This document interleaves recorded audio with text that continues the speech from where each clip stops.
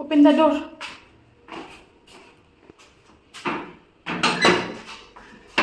এই ভিডিওটা 2 বছর আগের ভিডিও। রায়ান কত ছোট্ট ছিল তখন, তাই না? এটা ছিল রায়ানের পাপার বার্থডে আগের দিনের ভিডিও। আমি আর রায়ান যাচ্ছিলাম একটা ছোট্ট পেস্ট্রি কিনতে, আর সাথে আমার তরফ থেকে রায়ানের পাপাকে যে গিফটটা দেওয়া হবে সেটা কিনতে। আর রায়ানের পাপার বার্থডের দিন তো সন্ধ্যেবেলা কেক কাটিং হয়, তো সেটা বাবা দিনের দিনই নিয়ে আসে। আর এটা আমি একটু হিংসুটে পানা করে রাত্রি 12টা পরে আমি, রায়ান আর রায়ানের পাপা সেলিব্রেট করি। তাই এই ছোট্ট পেস্ট্রিটার আয়োজন আমি করি, আর বড় কেকটা বাবাই কেনে।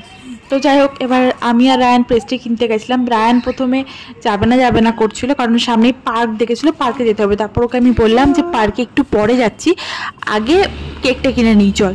তারপরে সে রাজি হলো আর কেকটা কিনতে গেছিলো। বড্ড কষ্ট নিয়েই আমার সাথে গেছিলো কেক কিনতে, কারণ এরকম অনেকবার হয়েছে যে পরে নিয়ে আসবো বলে আমি আর নিয়ে আসিনি। তাই ওর মনের মধ্যে বড্ড সন্দেহ ছিল যে ওর মা কি আদৌ আনবে পার্কে। তারপরে ভাবলাম না, কথা যখন দিয়েছি কথাটা রাখা উচিত, তার জন্য নিয়ে গেছিলাম পার্কে। আর ও বেশ কিছুক্ষণ সময় পার্কে এনজয় করলো। ছোট্টবেলা থেকেই না আমার রায়ানের অত বন্ধু বান্ধব লাগে না, ওর নিজের জগতে বেশি ব্যস্ত থাকতে ভালোবাসে, নিজেকে নিয়েই বেশি ব্যস্ত থাকতে ভালোবাসে। আর ওর দুনিয়ায় সব থেকে প্রিয় জিনিস হলো ওর বই।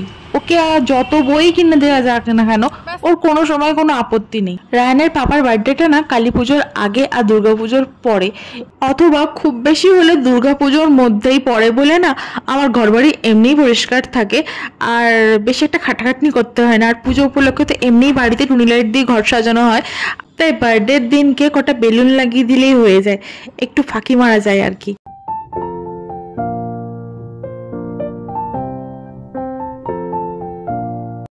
আর এখন তো বেশ কয়েক বছর ধরেই দুর্গাপুজো থেকে সেই বৃষ্টি শুরু হয় আর গিয়ে থামে সেই ভাইফোঁটার পরে।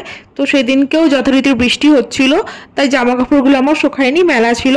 যাই হোক, আমার কর্তামশাইয়ের বার্থডে উপলক্ষে আমি ওকে গিফট দিয়েছিলাম একটা জামার পিস আর একটা প্যান্টটা পরেছিল। জামা পিসটা তো যেহেতু না বানিয়ে পরা যাবে না, তাই সেটা আর পরতে পারিনি। আর এই যে পেস্ট্রি এর মধ্যে ছিল, আর ও এসে গেছে, এই যে প্যান্টটাও পরে রয়েছে।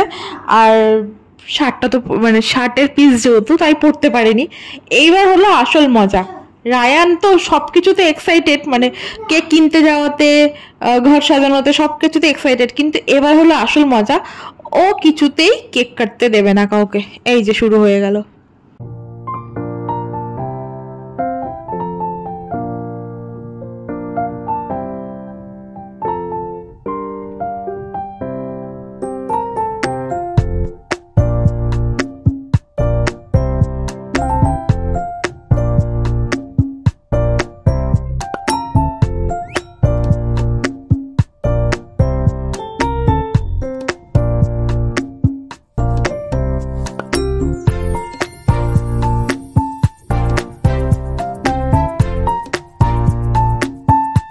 সারাদিনে অফিসে যে কত কাজের প্রেশার থাকে সেটা ওর চোখ মুখটা দেখলে বোঝা যাচ্ছে। তবু রাত্রি 12টার সময় কেক কাটতে হবে, বার্থডে বলে কথা, তার জন্যই উঠে পড়েছিল, আপত্তি করেনি। আর পুরোটা পেস্ট্রি খেতে পারিনি, একটুখানি খেয়ে টেস্ট করে বলেছিল ভালো খেতে। আর এই যে পার্সেলটা, এটা ও আমার জন্য নিয়ে এসেছিলো, কারণ ওর বার্থডে উপলক্ষে ওর অফিসের স্টাফেদের খাইয়েছিল, আর আমার জন্য একটা এক্সট্রা নিয়ে এসেছিলো।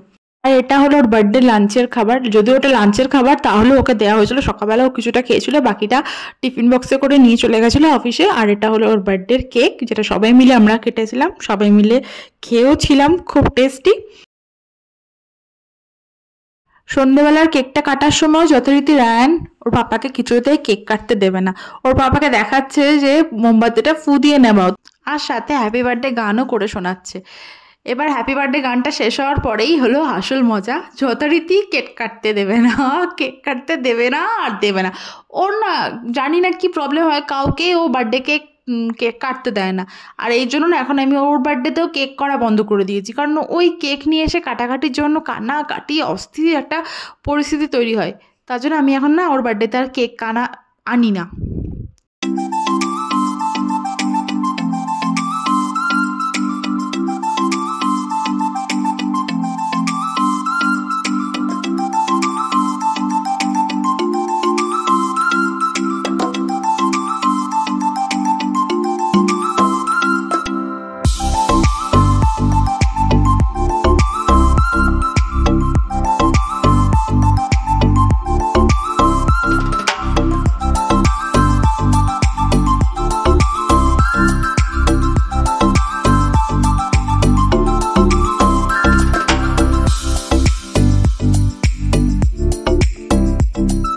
কেক তো রায়ান কাটতেই দেয়নি, তারপর ওর পাপা বললো যে আমাকে রায়ানের সাথে কটা ছবি তুলে দাও, তার জন্য ছবি তুলে দিয়েছিলাম।